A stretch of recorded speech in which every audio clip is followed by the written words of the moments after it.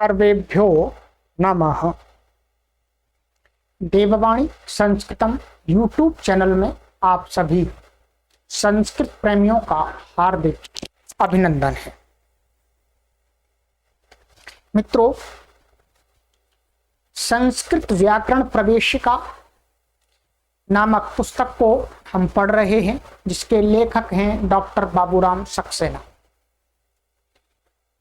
हमारा तत्पुरुष समास का प्रकरण चल रहा है और हमने 8 कक्षाओं को पढ़ लिया है। आज यह 9वीं कक्षा को हम पढ़ेंगे। प्लेलिस्ट में कॉलम बना दिया गया है टीजीटी पीजीटी संपूर्ण समास प्रकरणम डॉक्टर बाबूराम सक्सेना। वहां पर आप सभी कक्षाओं को क्रम से पढ़ करके अपनी तैयारी कर सकते हैं। यह पुस्तक कई प्रदेशों में कई कॉम्पिटिटिव एग्जाम के पाठ्यक्रम में रखी गई है। इसके अन्य प्रकरणों को भी हमने यहाँ पढ़ाया हुआ है। कारक प्रकरण को भी आप पढ़ सकते हैं और संधि प्रकरण को भी पढ़ाया है, संज्ञा प्रकरण को भी पढ़ाया है, उनको भी आप पढ़ें। ये निःशुल्क अभियान है आप सभी के लिए।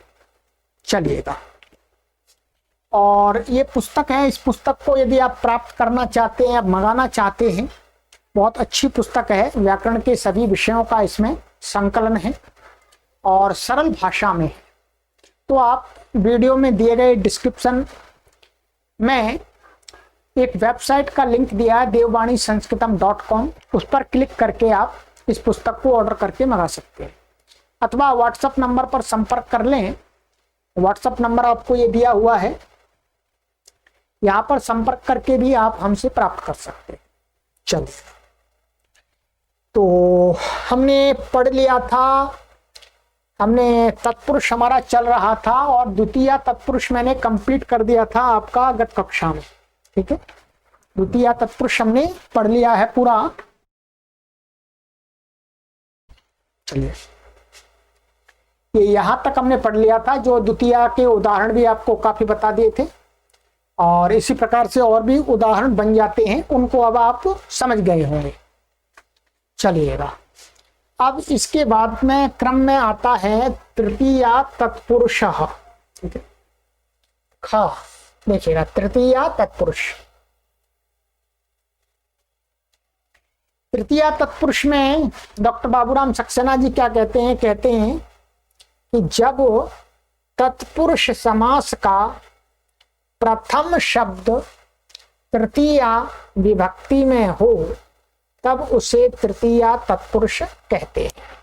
ठीक है, जैसे द्वितीय तत्पुरुष में बताया था कि जो तत्पुरुष समास का पहला जो शब्द है विग्रह वाक्य में, यदि द्वितीय में रखा जाता है और उसका समास किया जाता है तो वो द्वितीय तत्पुरुष होता है। ठीक इसी प्रकार से यदि प्रथम शब्द तृतीयांत में यदि विग्रह में दिखे और उसका समास हो रहा है तो क्या जानना चाहिए? तृतीय तत्पुरुष समास। और उत्तर पद के अर्थ की प्रधानता तो होनी ही चाहिए। ठीक है, उत्तर पद के अर्थ की प्रधानता अवश्य रहनी चाहिए। यह समास अधिकतर इन दशाओं में होता है।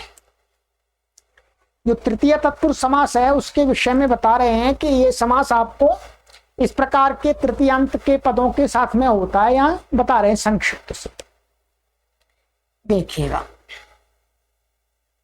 कहते हैं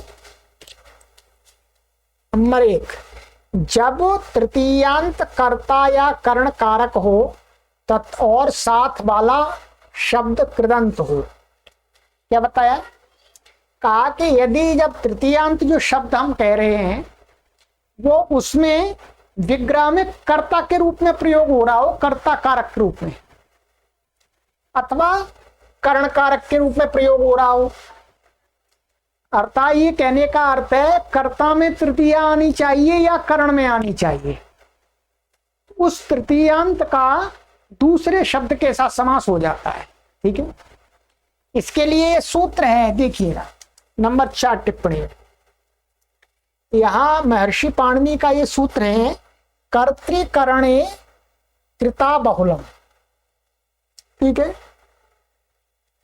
कर्तृकरणे कृता बहुलम कहता है कि कर्ता में तृतीया अथवा कर्ण में तृतीया हो तो वो कृदंत शब्द के साथ में, ये कृदंत कुछ शब्द हैं कृत संज्ञक प्रत्यय, तो उन प्रत्ययों से बने हुए शब्दों के साथ ही समास होता है तृतीया का, सबके साथ में नहीं होता, कृदंत के साथ में होता है।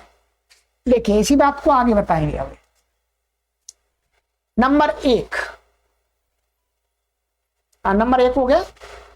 और क्या कहा यहां पर, साथ वाला शब्द कृदंत हो, ये कृत प्रत्यय तीसरे अध्याय में है बहुत सारे, तो अब इनका अनुमान तो आप नहीं लगा सकते हैं, परंतु आप ये मानिएगा तृतीय तत्पुरुष समास कृदंत के साथ में ही होता है प्राय करके, ठीक है। जैसे हरिणा त्राता हारित्राता, इस उदाहरण में हरिणा तृतीयांत है और कर्ता है, और त्राता ये कृदंत है जो कता प्रत्यय से बना है।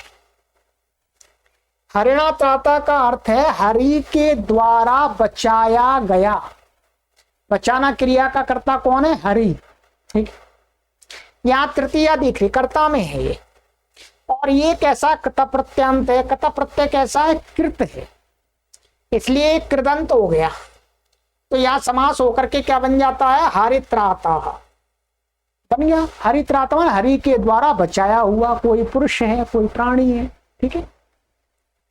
चलिएगा आगे, ये ध्यान रखेंगे, इसका बहुत सारे आपको मिलेंगे, ये तो एक उदाहरण दिखाया है।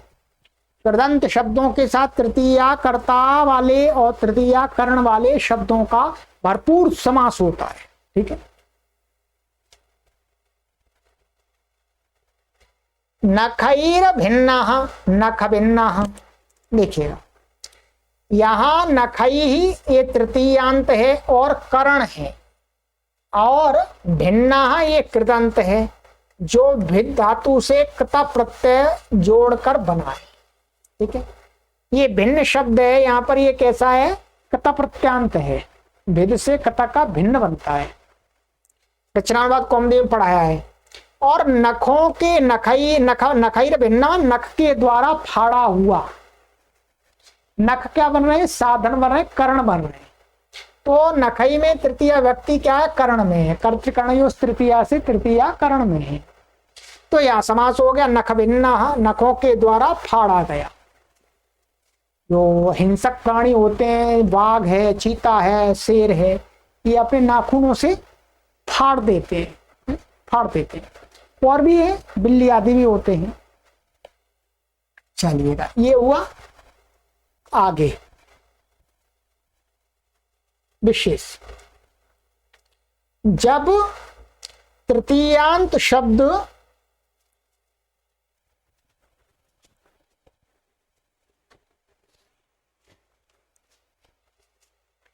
जब तृतीयांत शब्द के साथ पूर्व सदृश सम शब्दों में से कोई आवे, अथवा ऊन का अर्थ कम होता है, कलह का अर्थ लड़ाई होता है, निपुण का अर्थ चतुर होता है, मिश्र का अर्थ मिला हुआ, श्लक्ष्ण का अर्थ होता है चिकना, चीपना।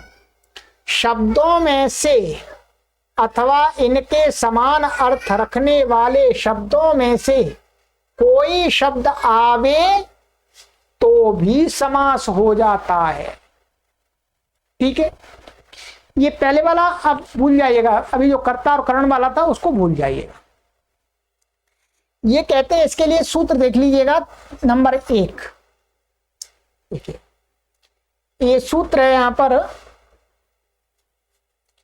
ये 2-9-31, पूर्व सदृश समानार्थ कलह निपुण मिश्रश्लक्ष्णैः, ठीक है, मिश्रश्लक्ष्णैः ये सूत्र है। यहाँ सभी शब्द पड़े हुए हैं, पूर्व पड़ा हुआ है, सदृश और समान के अर्थ वाले, कलह, निपुण, मिश्र, श्लक्ष्ण, ये सभी पड़े हुए हैं।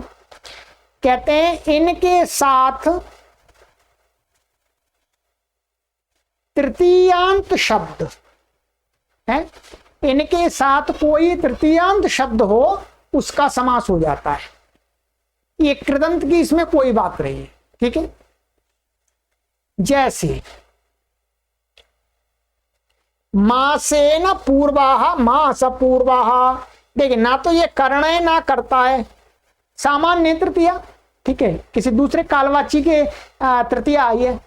तो मासेन पूर्वा, मास पूर्व, यहाँ क्या है, पूर्व शब्द है, इसका मास के तृतीयांत के साथ समास हो गए।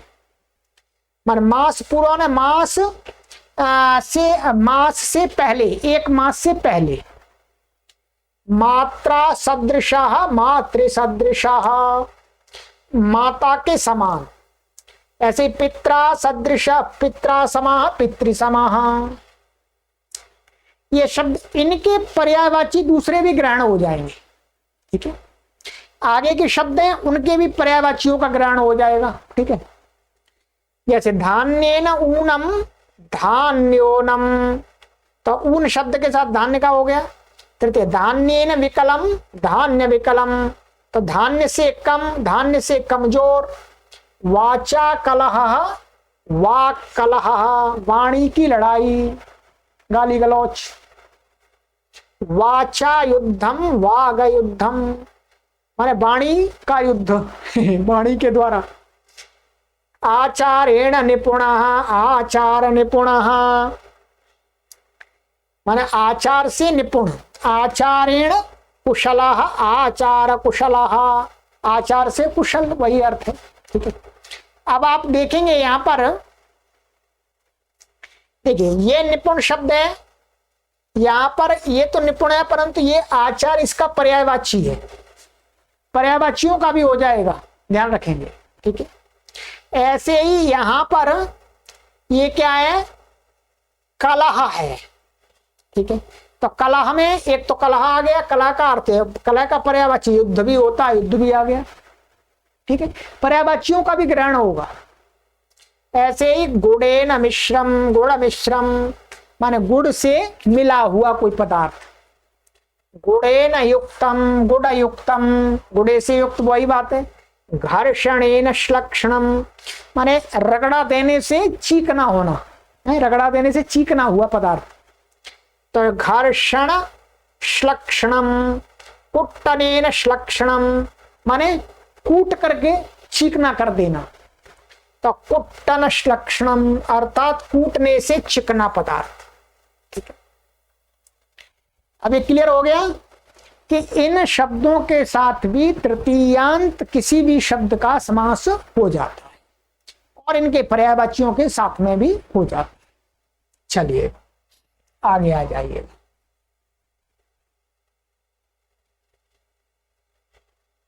अवर शब्द की भी गणना इन्हीं शब्दों के साथ करनी चाहिए, अर्थात अवर के साथ भी तृतीया तत्पुरुष बनेगा। जैसे मासेन अवरह, मासावरह, अर्थात एक माह छोटा। अवर का अर्थ है कम, कम का अर्थ है छोटा। ये अवर शब्द है, ये महर्षि पाणिनि के सूत्र में नहीं है, परंतु इसके साथ में भी हमें तृतीया तत्पुरुष मिलता है, तो इसके लिए एक वार्तिक बना दिया है। ये टिप्पणी लिखी है 2 नंबर, ये वार्तिक है। वार्तिक ये कहता है कि अवरस्योपसंख्यानम, ये वार्तिक इसी सूत्र पर है कि इन शब्दों में अवर शब्द का भी उपसंख्यान माने कह देना चाहिए। तो अर्थात ऐसा कहना चाहिए पूर्व के इन शब्दों के साथ और इनके अलावा अवर के साथ भी तृतीयांत का समास होता है, तो अवर के साथ भी तृतीयांत का समास हो जाता है, ठीक है। चलिए क्या है, तो देखिए अब मासेन अवरह, मासावरह, तो मास तृतीयांत का अवर के साथ समास हो गया, ये वार्तिक से होता है वास्तव में। अब कहते हैं नंबर 3, संस्कार करने वाले द्रव्य का वाचक तृतीयांत शब्द अन्नवाचक शब्द से के साथ तृतीया तत्पुरुष समास बनाता है। ये बहुत जरूरी समास है। कहते हैं कोई संस्कार करने वाले द्रव्य का, संस्कार करते हैं जैसे तेल से संस्कार करते हैं, है ना, खाने के पदार्थों को जीरा है, हींग, दही, इन चीजों से कुछ चीजें बनाई जाती है, संस्कार किया जाता है, माने टेस्ट लाया जाता है। तो संस्कार माने खाद्य पदार्थों को संस्कार करने वाले जो पदार्थ हैं उनको कहने वाले शब्द हैं तृतीयांत। उनका दूसरे जो खाद्यवाची शब्द हैं है? माने भोग क्या भोग्य पदार्थ हैं उनको कहने वाले शब्दों के साथ समास हो जाता है। इसके लिए क्या है, एक सूत्र है, सूत्र देख लीजिएगा। क्या है, अन्नेन व्यंजनम, अन्नेन व्यंजनम व्यंजनवाची तृतीयांत का समास अन्नवाची। अन्न का अर्थ होता है खाने के पदार्थ, ठीक है। अन्नवाची पदार्थ के साथ में समास को प्राप्त होता है, तृतीय तत्पुरुष समास होता है वो, ठीक है। देखिएगा, आइएगा। जैसे जैसे दधना ओदना इति दध्योदना हो गया। अब ओदन है, ये क्या है, अन्नवाची शब्द है। ओदन को टेस्टी बनाने के लिए क्या किया जाता है, दधी से दधी मिलाया जाता है, उसमें संस्कार कर दिया जाता है, दधी डाल के उसमें छौंक लगा दिया जाता है। तो दधी के द्वारा दधी संस्कारवाची पदार्थ हो गया। यह तो ये भी खाने का पदार्थ, पर यहाँ दधी अकेला नहीं खाया जा रहा, दही की थोड़ी सी मात्रा चावल में मिलाई जा रही है। तो ओदन हो गया अन्नवाची और दधी हो गया संस्कारवाची। तो यहाँ समास हो गया तृतीया के साथ में, तो दध्योदना, दधी और ओदना, दध्योदना एक कोण लग गया, तृतीय समास। दही से संस्कारित खाने वाला, जो खाने लायक ओदन भात, ये तो आपका तृतीय तत्पुरुष समास कंप्लीट हो गया। इतना आप जान लेते हैं तो तृतीय तत्पुरुष समास आपका ये पूरा हो जाता है, ठीक है। इसके अलावा वास्तव में है ही नहीं, बस इतना समझ लीजिएगा। तो इसमें से आराम से आप थोड़ा प्रक्रिया करेंगे तो आराम से सारे उदाहरण भी दे दिए महाराज जी ने, ठीक है।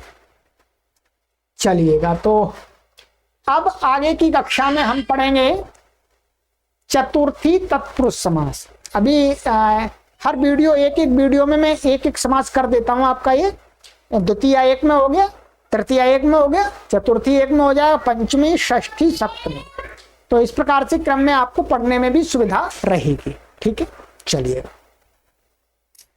तो ये हो गया आपका तृतीय तत्पुरुष समास। आगे की कक्षा में मिलते हैं चतुर्थी तत्पुरुष समास। मित्रों, बहुत ही महत्वपूर्ण ये कक्षा है सभी के लिए, सभी के लिए। ये सरल, इतनी सरल भाषा में महाराज जी ने लिख दिया, डॉक्टर बाबूराम सक्सेना ने, क्या बताएं। और ये पुस्तक बहुत अच्छी है, ये अध्यापकों के लिए, विद्यार्थियों के लिए, दोनों के लिए अत्यंत उपयोगी पुस्तक है। आप इस पुस्तक को मंगा ही लीजिए, मैं ये कहता हूं आप सबसे, बहुत ही सुंदर पुस्तक है, ठीक है। चलिएगा, तो आगे की कक्षा में मिलते हैं। वीडियो को लाइक अवश्य कीजिएगा और अपने मित्रों तक शेयर करके पहुंचाइएगा। हम ये निःशुल्क अभियान इसीलिए चला रहे हैं। सर्वेभ्यो नमः।